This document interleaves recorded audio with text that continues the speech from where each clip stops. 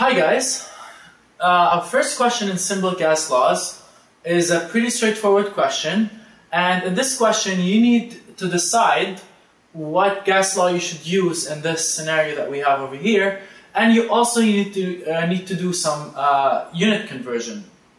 So in this example that we have over here, we have an initial condition where a gas, let's say oxygen for example, is present in a sealed container at constant temperature and a constant amount of gas.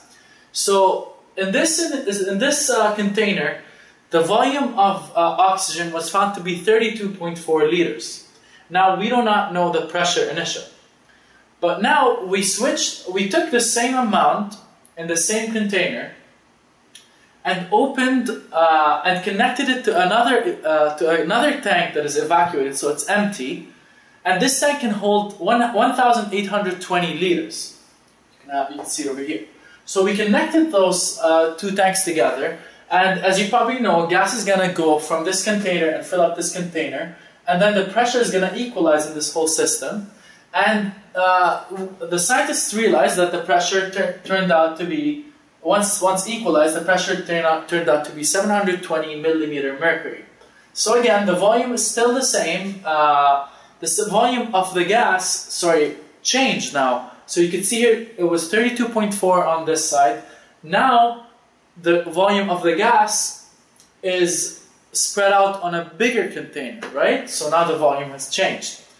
So that doesn't help us much. We still need to decide which formula we should use. So we know that the temperature is constant, and we know that the amount of gas is constant. So which law we should use in this case? Well, Boyles Law states that when keeping temperature and amount of gas constant, the pressure and the volume are inversely proportional. So what does that mean? Well, when we look at pressure and volume using Boyles Law, it would come up like this. So P multiplied by V gives you a constant value. In other words, pressure initial times volume initial is equal to pressure final times volume final.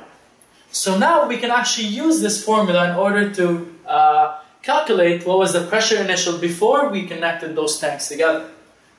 Now, the question asks to find original pressure in atmosphere. Now, the pressure final we have is in millimeter mercury. So we need to convert the pressure in order to find the pressure in atmosphere. So let's first of all switch up or reorganize this equation in order to find the pressure initial. So if we reorganize it, we get pressure initial is equal to pressure final times V final over V initial. So now let's plug in the values. Pressure final was 720 millimeter mercury. Now in order to switch it, convert it to atmosphere, we need to multiply it by 1 atmosphere over 760 millimeter mercury.